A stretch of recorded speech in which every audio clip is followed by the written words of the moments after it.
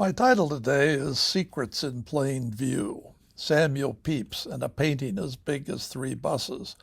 The painting you see here is indeed as big as 3 double-decker London buses. It's 25 meters long and 5 meters high. So I've come to the dining hall at Christ's Hospital in Horsham, about 30 miles south of London, to look at this painting with my binoculars. Now, why did I come? To look at James II receiving the Mathematical Scholars of Christ's Hospital? Because since 2005, I've been a big fan of Robert Hooke. Before that time, the only thing I knew of him was the existence of Hooke's Law. But I've become totally hooked on Hooke, so that's why I came here. Now, how many of you have heard of Samuel Pepys? I judge that's about 80% of the audience. How many have heard of Robert Hooke? Well, about 15% of the audience, perhaps. I'm not surprised. That's the physics students. So first, I should tell you a little bit about Robert Hooke for about 15 minutes, and then we'll spend 15 minutes on Samuel Pepys, and then we'll move on to the secrets in this painting. I actually gave a talk about Hooke in this forum previously, just 2 years after I learned who Hooke was. Now, if you want to know something about Hooke, you might look in the Oxford English Dictionary to see what it means. And it says it's used to denote his discoveries and inventions. First, Hooke's joint. Second, Hooke's law. And third, Hooke's gearing. Now, none of these terms were used during Hooke's lifetime. The earliest usage is about 100 years after his death of any of them. How many of you have heard of Hooke's law? Well, again, it's the physics students. How about Hooke's joint or Hooke's gearing? Nobody. So let's look first at Hooke's law, which was first formulated in his pamphlet in 1678, Lectures de Potentia Restitutiva, or Of Spring. Now, in fact, the secret was revealed a little bit earlier, in 1676, at the end of another pamphlet. In just 4 lines, he gave what he called the true theory of elasticity or springiness. And here it is at the end, a jumble of letters in alphabetical order. Now, what the heck is going on here? Well, this was published as an anagram to establish priority without disclosing the secret, because he considered it so important and was hoping to get a patent on it. In the 1678 pamphlet, the one I'm showing here 2 years later, he unscrambled it and showed that it was Latin, ut tensio sic vis. And in the pamphlet, he has a figure here where we see that extension is proportional to force. Here's extension plotted vertically and force horizontally. And you see in this line that a strong spring doesn't need much extension to get a considerable force, whereas a weak spring needs a lot of extension to get the same force. What's important about these plots is that they are linear. And what he shows in the rest of this complicated diagram is that this means that the rate of vibration is independent of amplitude. That is, how fast the spring will bounce doesn't depend on how far you stretch it. Now, why was that so important that it had to be a secret until he hoped to get a patent, which in fact he never got? It was to control a spring watch, which was used 75 or 80 years later by Harrison to solve the longitude problem using a spring, just like Hooke showed in his figure. Right? Incidentally, this spring-based watch was also controlled by the anchor escapement that makes the tick-tock of a clock, and this anchor escapement was also invented by Hooke. Of course, knowing longitude allowed you to sail great distances without running aground on some secret place where you didn't know where you were.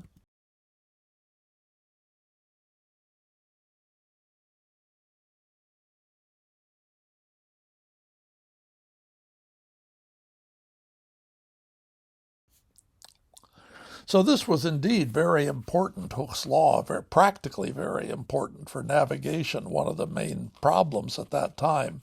Nowadays, of course, everybody has a quartz watch, so that it's and is guided by satellite. So that's not as practically important now. But in fact, Hooke's joint and Hooke's gearing still have the greatest mechanical importance because they're used in most motor vehicles. So whenever you drive in a bus or a car, you're using Hooke's joint and Hooke's gearing.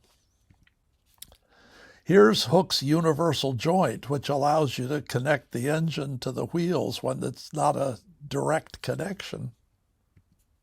And here's Hooke's gearing. Well, this is a simple kind of gearing, not Hooke's. And as the gear on top turns and runs the bottom one fast, that it's noisy because one tooth engages and then the next and the next, so the gears chatter as successive teeth engaged. Hooke's idea was to make instead of just having one gear, to have many of them, make them very thin and offset them so that different teeth engage at different times, and that will make it run quieter. And what he saw was that the limit, an infinite number of teeth, come if you just cut the teeth on the diagonal. So Hooke's helical gearing makes our cars run smooth and quietly. And remarkably, these two inventions appear in the same figure drawn by Hooke, both the helical gears and the universal joint. And even more remarkably, the same single Hooke figure also shows the first spirit level. So he was really an important inventor. He also discovered many things. This was an age of great discovery. He discovered the rotation of Jupiter and Mars and the spot on Jupiter. He discovered Chladni figures 100 years before Chladni. Here you see I'm holding a brass plate with one hand. I have sand spread on the plate, and with tweezers I'm holding a little piece of dry ice. Hooke was an accomplished musician, trained as an organist, so he didn't need to do this. He could bow the brass plate with a violin bow. But I touch it with dry ice, and it screams, and the sand lines up. So these Chladni figures were discovered 100 years early by Hooke. He discovered the fossil record of the mutability of Earth and of species. He found these curious fossilized shark's teeth high in the hills, which meant that the Earth must have moved as well as the species having changed. He also proposed continental drift. He demonstrated the role of the lungs in aerating blood. Furthermore, he showed that part of the air, which he called nitrous air, was consumed during combustion. So he had discovered oxygen 100 years before Priestley and Lavoisier. His book, Micrographia, from 1665, published when he was just 30 years old, has remained well known, especially in biology, because it first used the term cell to denote a biological unit. And it also was the first place where they used the inverse square law of gravity. Newton studied this book when he was an undergraduate at Cambridge. So we usually attribute the inverse square law to Newton, but he read about it in Hooke's book. Here is that book, Micrographia, from 1665. It has 32 elegant, enormous plates, like this one of a flea. If we zoom in on it a little bit, you can see how fearsome it looked with its mouth parts to people who had fleas. No one had ever seen anything like this before. Or even bigger is the figure of a louse. This particular louse is holding on to Hooke's hair, and Hooke is watching through his microscope as it sucked his blood through this little device at the front of the head into its stomach. And this was a time when everyone had lice. Hooke was also an architect and a builder. Here you see one of his works, the Royal College of Physicians on Warwick Lane in London. Now, if you look at the windows in the wings of this building, you can see that they're normal. They're the traditional kind of windows, but the ones in the middle are different. They're Hooke's invention. If we zoom in on them, you can see what makes them special. They go up and down. So Hooke invented the two-leaf sash-weighted windows, which we still have in most of our houses.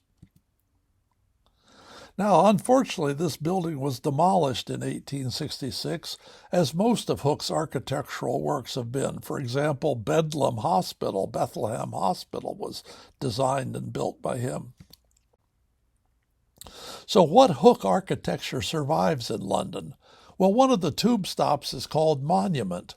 And the reason it's called that is that there is a monument there, the monument to the Great Fire of 1666, built 10 years later or 11 years later, which was designed by Hooke, but also it was built by Hooke. Here you see one of his signed pages accounting for the stonework, that there was 28,196 cubic feet of stone used to construct this.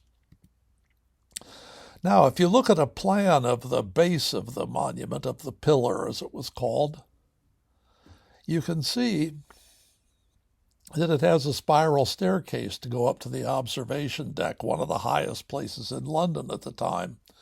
And that's not surprising. But what may be surprising is that there's also a stair going down into a basement room. Now, what do you need a basement room for in a pillar like this? Well, if we look up at the top, we see this golden urn above the observation deck. And if we zoom in on that, you can see that at the very top there's a hatch which can be opened.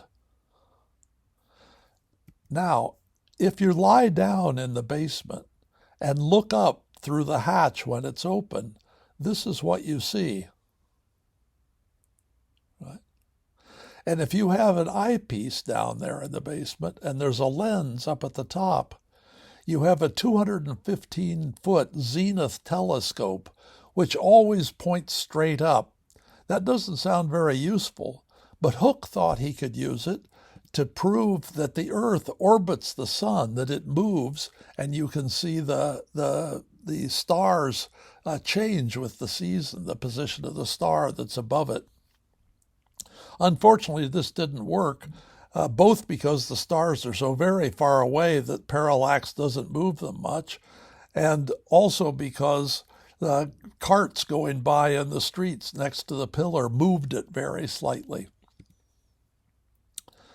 At the base of the monument, the current sign says, designed by Sir Christopher Wren.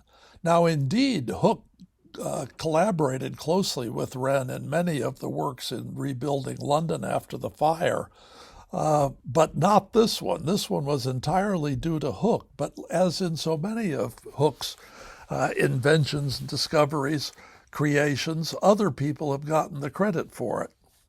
Now, the fire devastated 436 acres of central London, and in fact, Hooke made most of his substantial fortune by surveying and refereeing property disputes after the Great Fire of 1666. He kept at this for decades. He was still doing it in the 1690s. But his day job was as the world's first professional scientist. He was employed by what was called the Royal Society for the Improving of Natural Knowledge by Experiments. That's what was new in the 17th century, was the importance of experiments. And Hooke was employed as the experimenter. Most of the members of the Royal Society were wealthy people who came to the weekly meetings to learn about science. But Hooke actually was employed to put on the experiments, to show them every week. Now the name has been shortened to the Royal Society, and it's the world's oldest national scientific academy. I'm sure you've heard of it. Hooke was a busy man. From his diary, we can see what he did in October of 1663 during just 3 weeks. He prepared a paper on what should be observed and recorded to make a history of weather. He made and demonstrated a hygroscope, a machine for measuring humidity, from a wild oat with a dial on it that could read it off. He prepared 2 thermometers, tin and glass, which had been invented by Wren. So Hooke was responsible for doing things that had been ordered by other higher status members of the Royal Society. He made an artificial eye. He prepared a suitable concave glass for projecting a picture in a lighted room. That's essentially an overhead projector. He removed and restitched a piece of a dog's skin to see if it will regrow. He supervised making a new air pump and a machine for measuring the force of gunpowder. He prepared micrographs of a common fly and moss growing on a brick. He cared for the Society's museum and labeled each object with its provenance. He prepared a demonstration of a lineless depth sounder to show to King Charles. He grafted feathers onto a cock's comb, and he moved his house, his residence, to Gresham College. So Gresham College became synonymous with the Royal Society. It was in Hooke's rooms that the Society held its weekly meetings. Now, it would be easier to relate to Hooke if we knew what this genius looked like.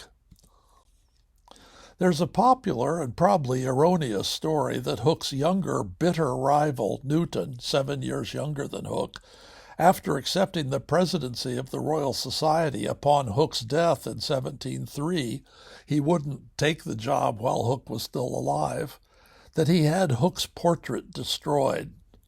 This is probably not true. But many have searched for an image of Hooke, and none have found. Some contemporary images have been assigned as Hooke, but erroneously.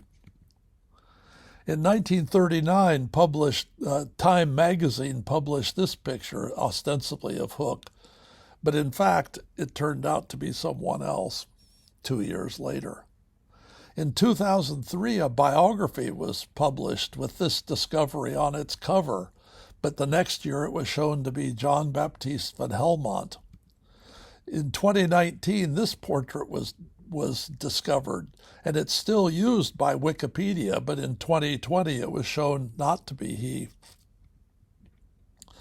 Modern artists in recent years have created many more images based on 2 17th century verbal descriptions by Hooke's friends. So this is just a few. There are more than a dozen of these.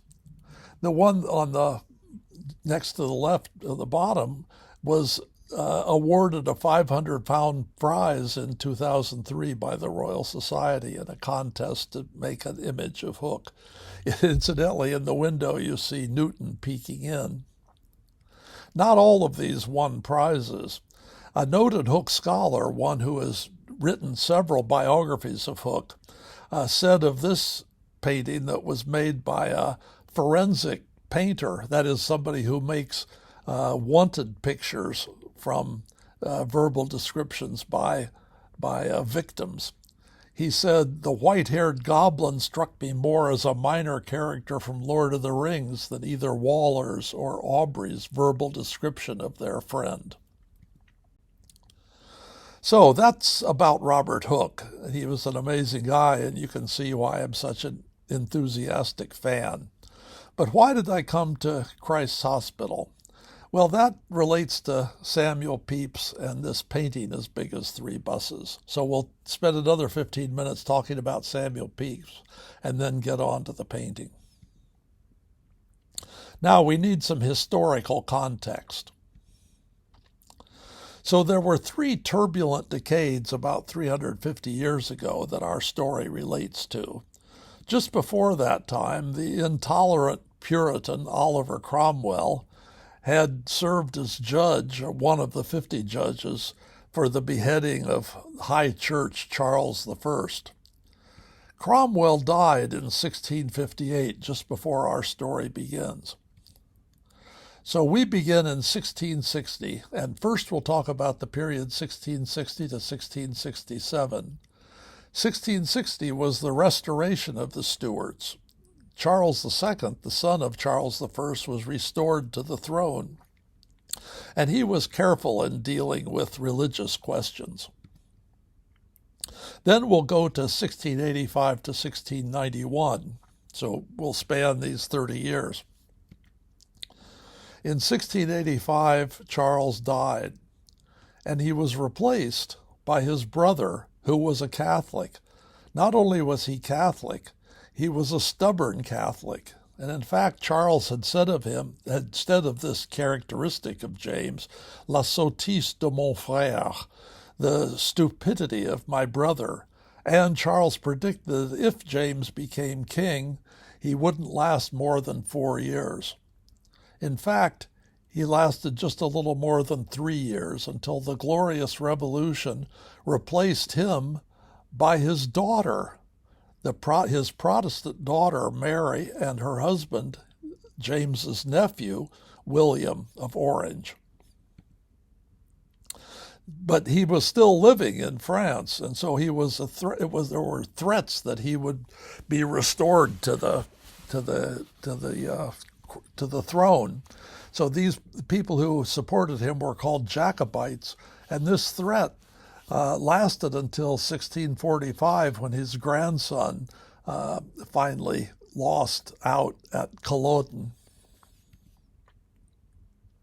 Now, this period that we're talking about contains the beginnings of modern science and technology, the founding of the Royal Society, as we've mentioned, in 1660, and Robert Hooke, and that's what we've just been talking about. Now we're going to proceed to the second period, about the fall and rise of England's Navy and how it relates to the Royal Mathematical School, founded in 1673, and to Samuel Pepys. So we'll talk about Samuel Pepys and how he relates to James II and to England's Navy and to the Royal Mathematical School. We'll be especially interested in how he relates to Robert Hooke and how Hooke relates to the Royal Mathematical School. Okay, on to Samuel Pepys.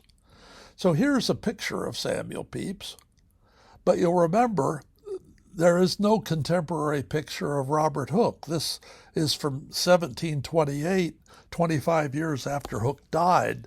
And you see it is Hooke, but that's the only work that's reliably dated that is clearly of Hooke. Could there really be no contemporary likeness of this man who was wealthy and so important in the Royal Society? Well, we're on to Pepys now. He was, as you probably know, a naval administrator and is famous for his diary. He began his diary, which he wrote in code, on January 1st, 1660. When he was serving the naval commander, Sir Edward Montague, his first cousin once removed.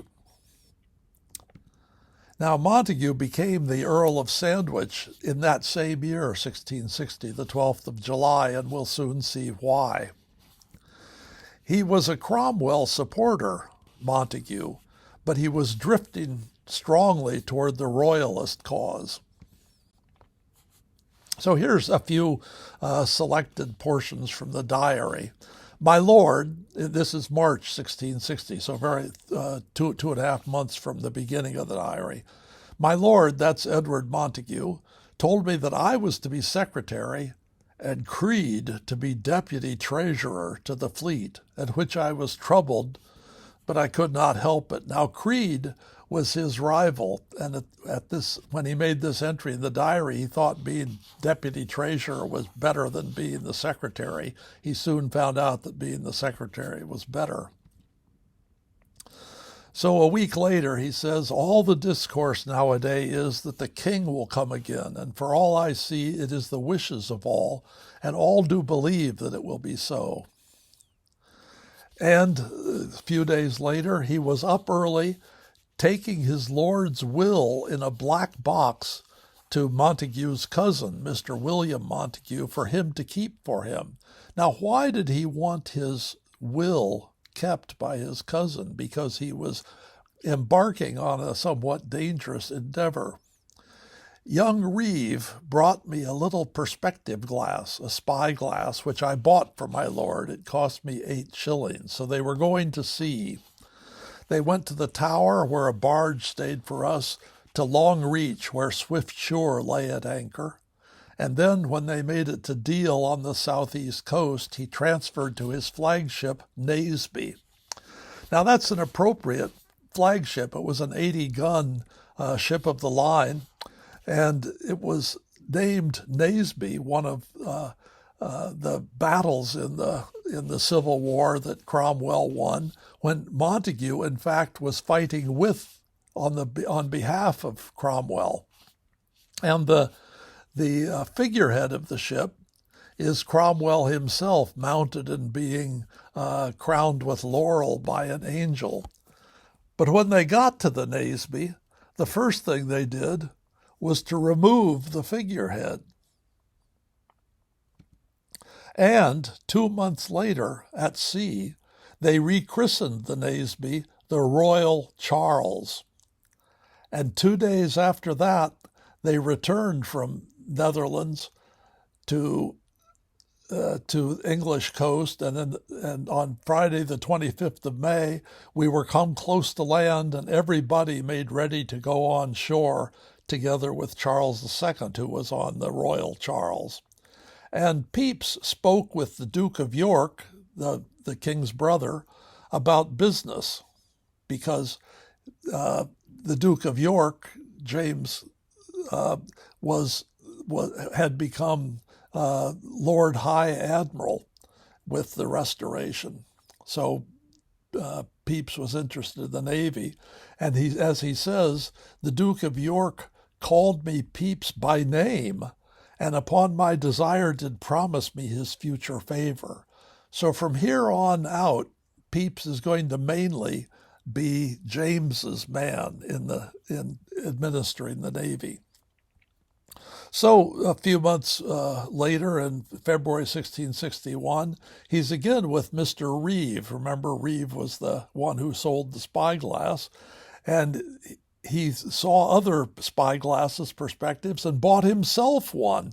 In fact, he didn't use it much at sea. He says that his principal use for it was to look at fine ladies during boring sermons in church. But at least he had his own spyglass now. Now, 3 years later, you can see that he's become closely associated with the king and the Lord High Admiral. He's in the Duke's chamber. The king came and stayed for an hour or two, laughing at Gresham College in general for spending time only in weighing of air and doing nothing else since they sat. Remember that Gresham College was the Royal Society where the people met to talk about science. So the king and the duke were disparaging. But in April 1664, he walked with Creed, his rival, to the coffee house in Covent Garden, where Creed told him of many fine experiments at Gresham College. So maybe this was something worth getting interested in. And in August, so just a couple months later, there comes also Mr. Reeve with a microscope again. this time with a microscope. I did give him £5 10 shillings, a great price. That would be equivalent to thousands of dollars now. But a most curious bauble it is, and he says as good, nay, the best he knows in England. It looked like this. So he's moved in optics beyond a spyglass to look at fine ladies in church to try to look at scientific things. And the next day, after dinner, he's up in his chamber and he finishes reading Dr. Power's book of the microscope. Very fine and to my content. This is a typical page from Power's book. It's about the little white field spider with short legs, and he even has a figure showing how the eyes are arrayed. That same afternoon, he's with his wife with great pleasure but great difficulty before we could come to find out how to use this microscope and see anything with it. At last, we did see something with good content, though not so much as I expect when I come to understand it better, so there were a lot of tricks in using a microscope. Now, 5 months later, he goes to his booksellers and there took home Hooke's book of microscopy, that Micrographia, which we discussed earlier, a most excellent piece and of which I am very proud. And the next night, before I went to bed, I sat up until 2 o'clock in my chamber reading of Mr. Hooke's microscopical observations, the most ingenious book that ever I read in my life. So he was blown away by Micrographia. Not surprisingly, Power's spider looked like this. Hooke's spider looked like this. Okay, so in subsequent entries, we see in the next month, the 15th of February, he went with Creed to Gresham College to the Royal Society, where I was this day admitted. So he joined up as a fellow. It is a most acceptable thing to hear their discourse and see their experiments, which were this day upon the nature of fire. Now he says their experiments. What that means is Hooke's experiments. Hooke was the one who was making demonstrations that day, as most Wednesdays.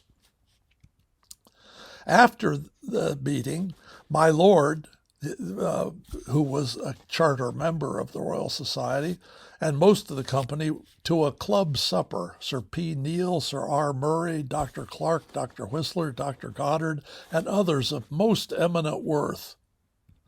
Above all, Mr. Boyle today was at the meeting. Now, Robert Boyle is now considered one of the founders of modern chemistry, but he goes on to say, and above him, Mr. Hooke, who is the most and promises the least of any man in the world that ever I saw, who is the most and promises the least. Just to look at him, he's not very promising, but what he does is amazing.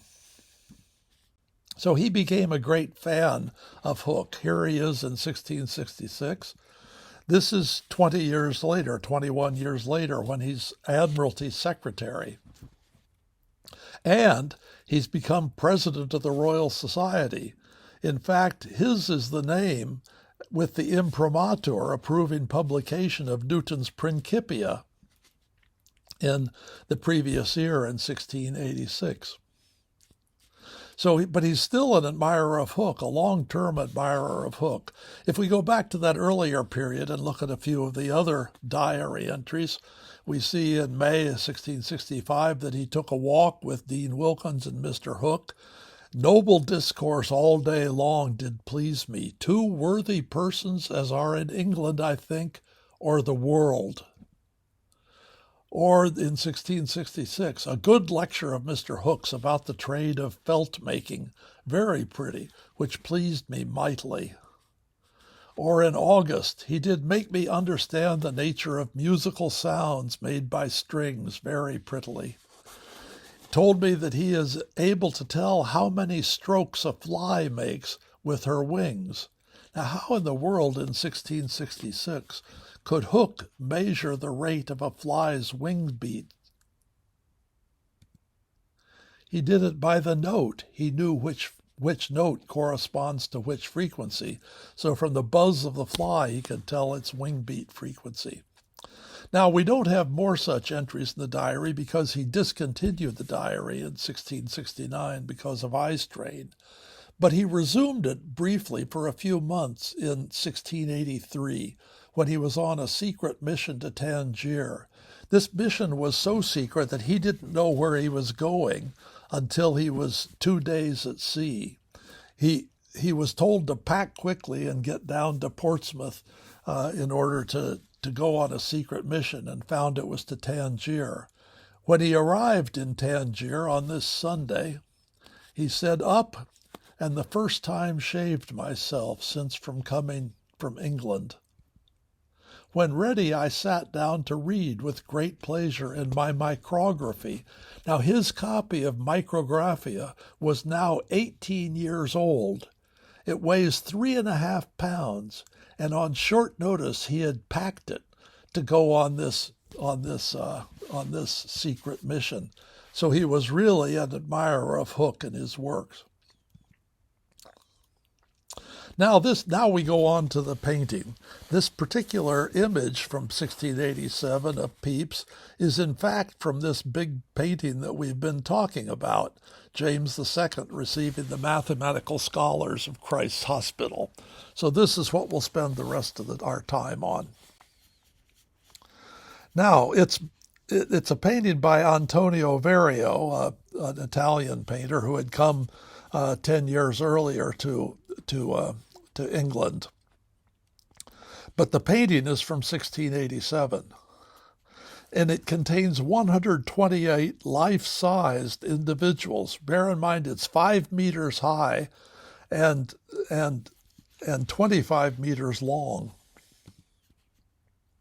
Now, who are the mathematical scholars, and why are they painted? And for that matter, what's Christ's Hospital? Well, Christ Hospital you can learn about on their website. They're a school like no other. They were established in 1552 by Henry VIII's son, Edward VI, for needy children. And we see the founder in a picture on the wall in this 1687 picture.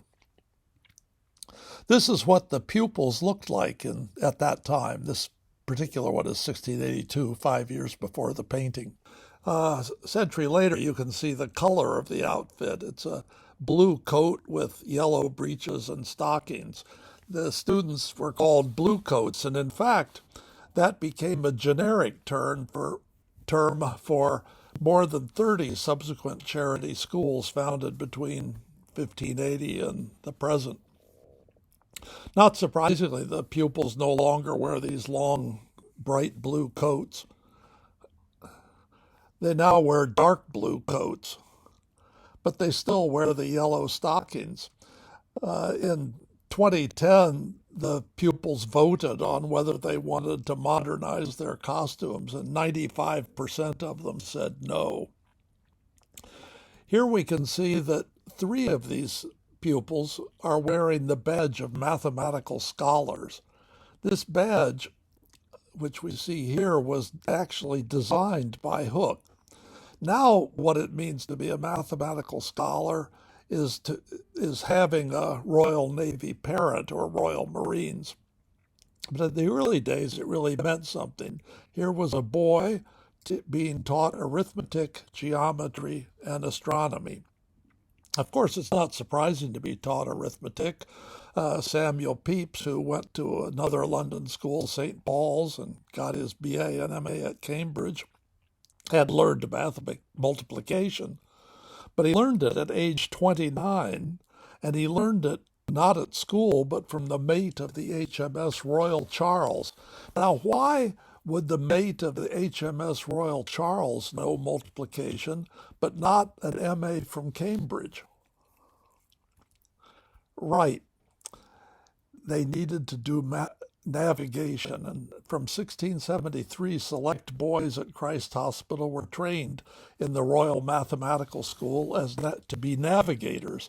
And here you see them showing their schoolwork to James II.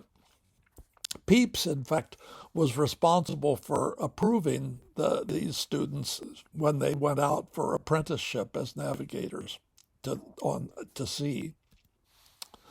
Now, the reason they were started was to support the British Navy, which had been decimated by the Dutch in 1667. In fact, the Dutch had seized and ultimately scrapped the HMS Royal Charles, which had brought Charles to the throne. The only part they kept was the transom, which is still on display in the Rijksmuseum. You can imagine what sort of humiliation this was for King Charles. So he was eager to see the navigators being trained. In 1677, Pepys conceived and began supervising a painting to honor and court the favor of the founder of the school, Charles II. This was only a few years after the school had been founded, but they wanted to keep the goods flowing. Note that this was in 1677, and the painting wasn't completed until 1687.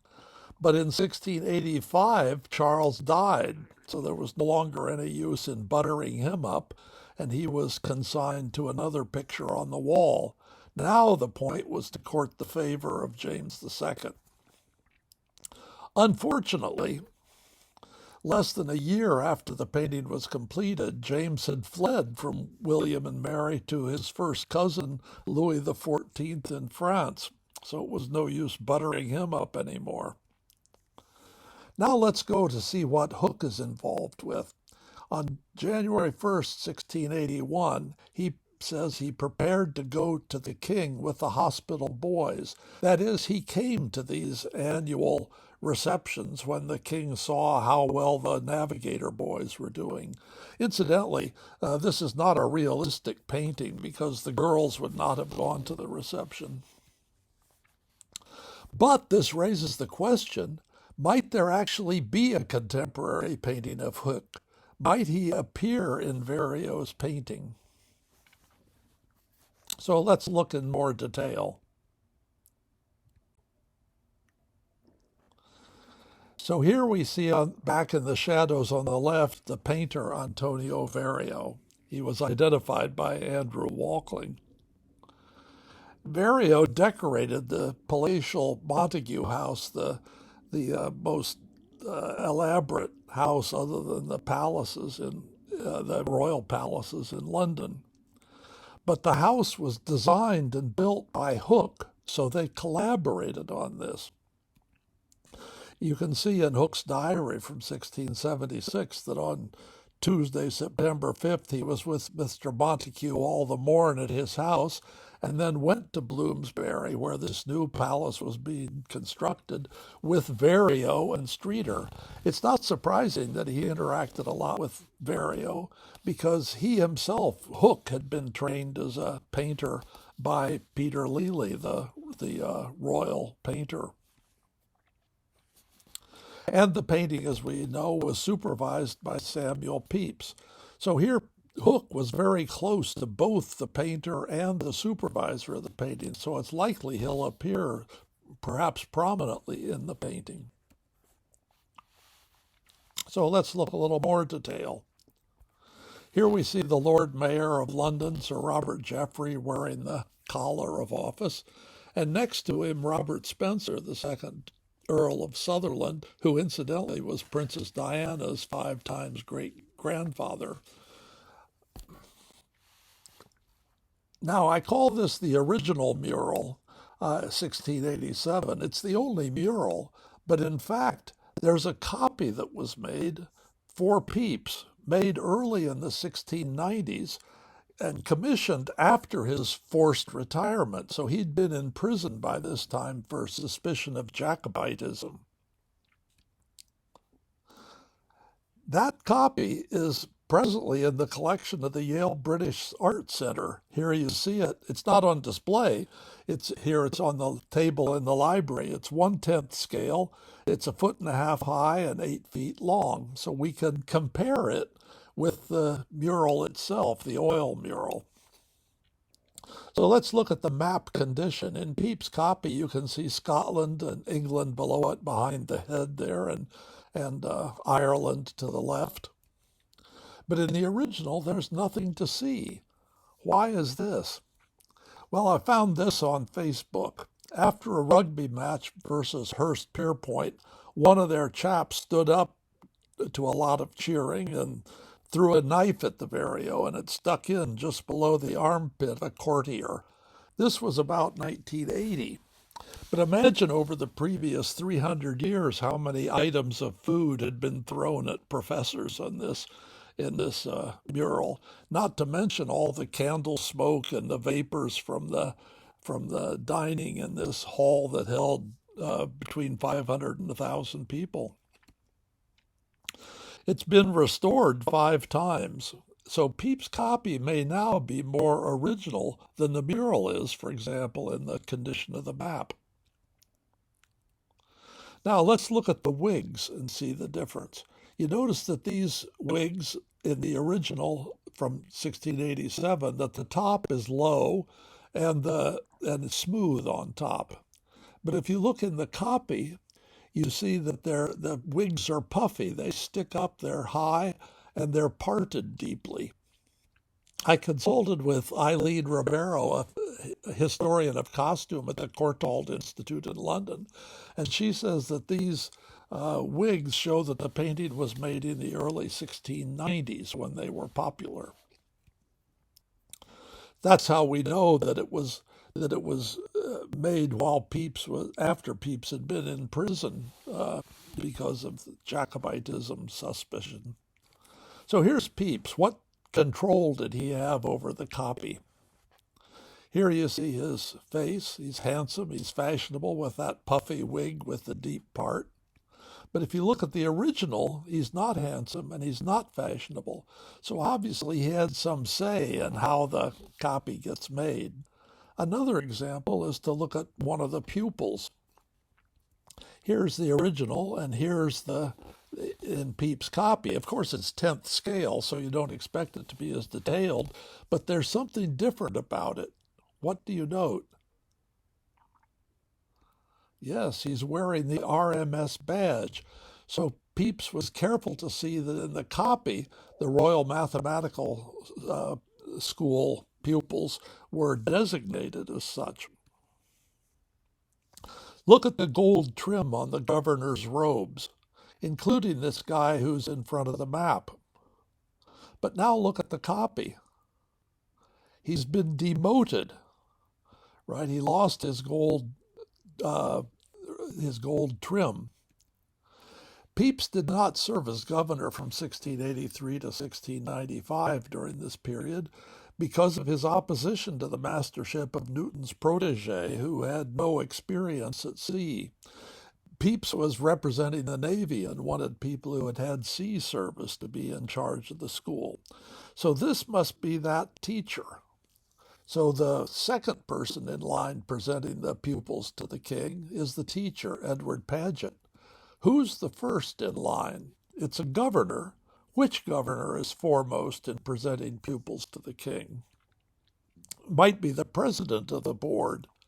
No, it's not he, because he's back here. This is Sir John Moore, the president of the board of governors. But think of Hooke. He was a senior governor. He designed the badge. He helped design the curriculum. He and Flamsteed were the governors most involved with the pupils. They would troop over to his lectures on navigation at Gresham College. Hooke himself was an artist, well known and respected by both Verrio and Pepys. And let's look at how he's portrayed. It was said in the description of him that he was very crooked, though he was straight till about 16 years of age.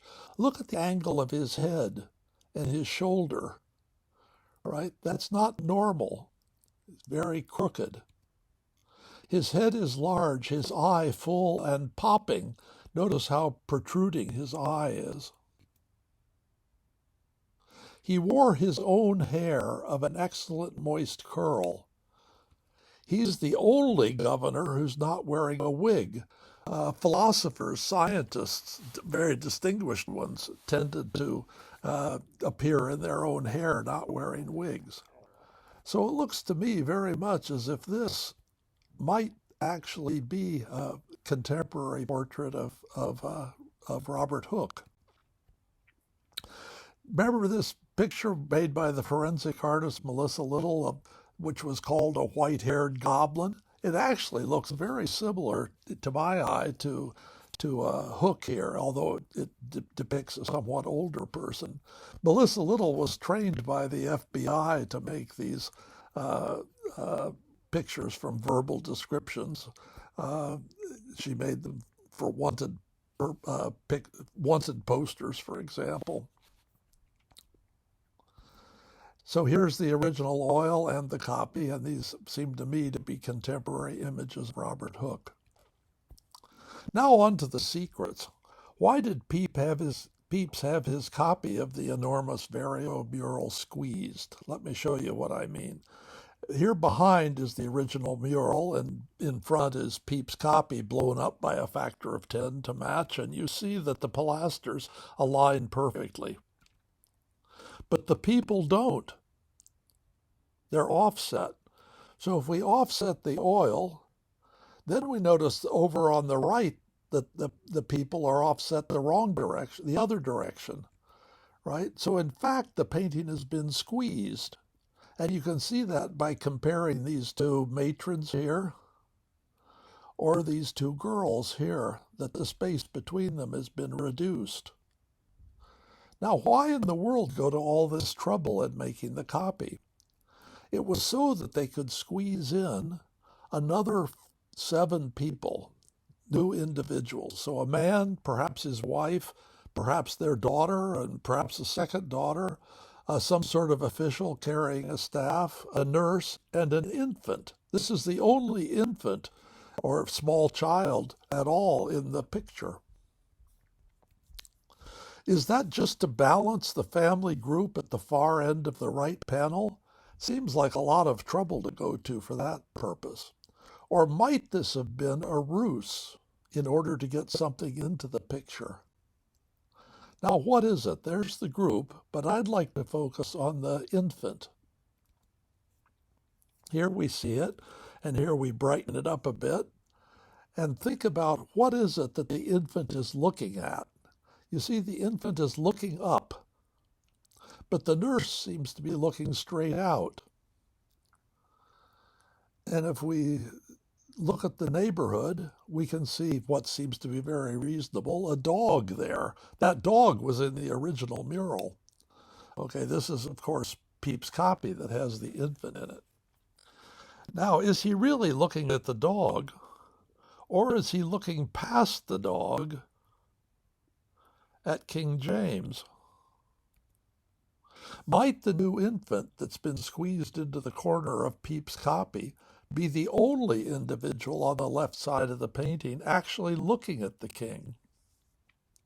Look at the girls. Not one of them seems to be looking at the king, not even number 42 on the far right, who's at the head of their rank. Look at the courtiers here, right? Only 2 of them, 43 and 45, seem to be looking to the right, and I'd be hard-pressed to say they're looking at the king. So let's think about the context. Verrio's original oil, late 1687, and the copy for Pepys, early 1690s, after James is gone and he's imprisoned, were completed in a particularly tumultuous political religious time. Here's one of the 4 great officers of the court. In January 1687, James dismissed as Lord Treasurer Lawrence Hyde, the brother of his first wife, his brother-in-law, because he would not become Catholic. Next to him is the hanging judge, George Jeffreys, as Lord Chancellor. After the Glorious Revolution, he was sent to the Tower, and he died in prison the next year. And here's James himself, who, as we know, in 1688 was dethroned because of the birth of his new Catholic heir, James, Prince of Wales, born 1688. So William and Mary, the nephew and daughter of James, had been raised Protestant, and it was the birth of a now Catholic heir that made the motivation for removing James. And in February 1689, Pepys lost his career as Secretary of the Admiralty, which he owed to James, his long-term patron. In 1689, the next month, March, James fought for the first Jacobite war for restoration with support from Louis XIV, his cousin, but at the Battle of the Boyne he was defeated and he fled again. And in fact, in May to July 1689, and again in June 1690, Pepys was imprisoned on suspicion of Jacobitism. So it was very risky, especially for Pepys, to be painting a homage to James II in the early 1690s when this copy was made. Of course, James might just have succeeded and regained the throne, in which case having the copy would be a badge of honor. So, why do you think Pepys asked to squeeze in an infant looking at a dog into the far corner of his own personal copy of the James II mural? The infant perhaps actually looking at the king.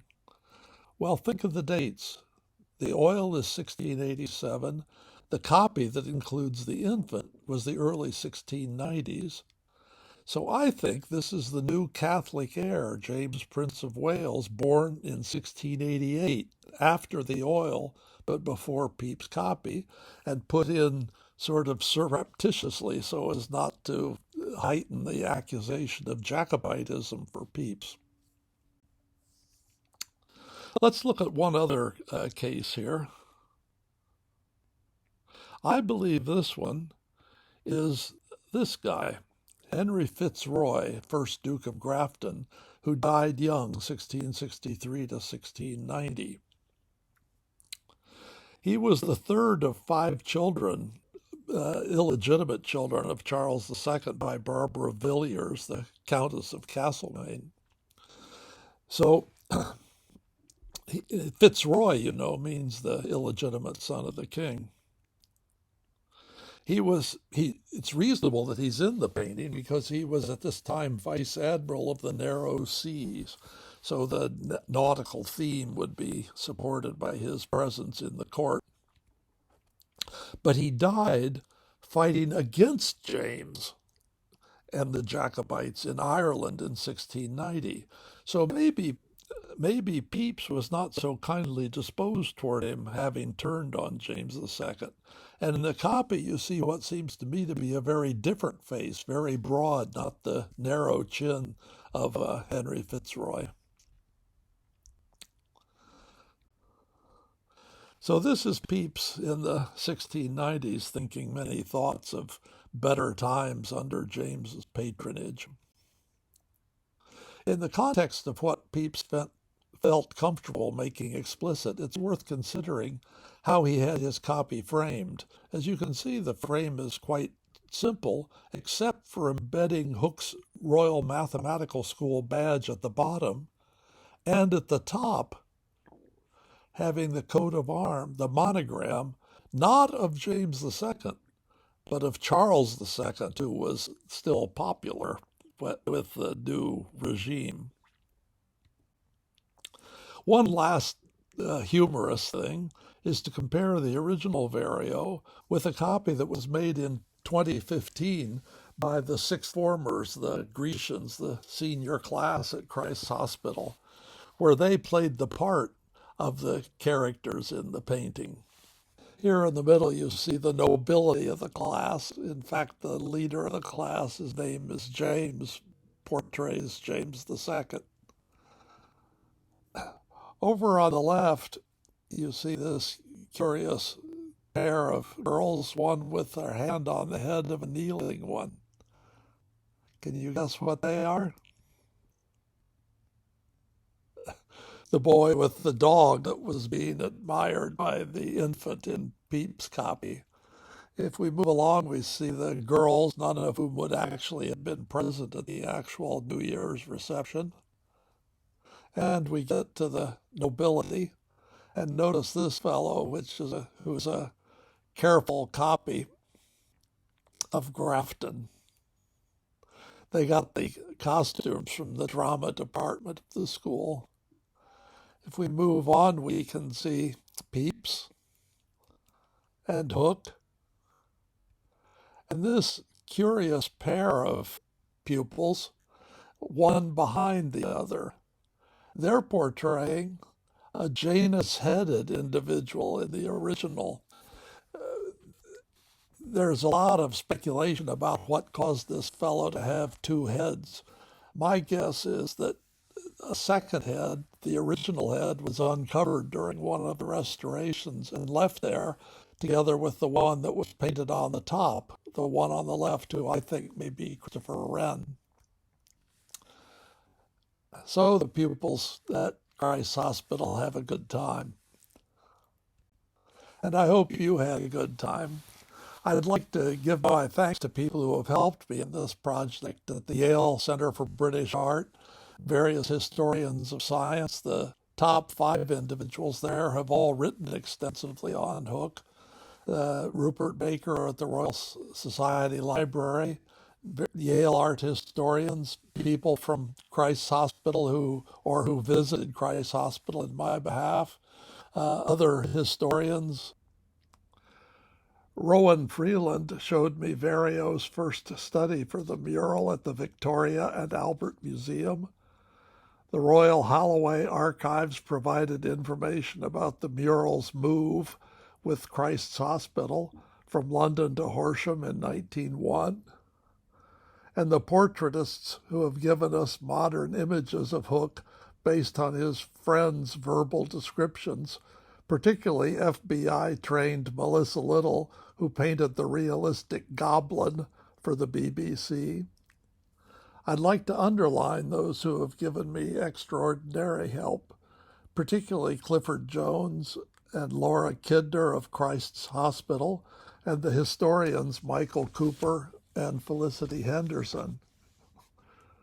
I'll point out that Michael Hunter, the historian of restoration science at London University, who has written or edited 3 books about Hooke and organized the 2003 Royal Society competition for creating a likeness of Hooke, tells me that he himself was a pupil at Christ's Hospital.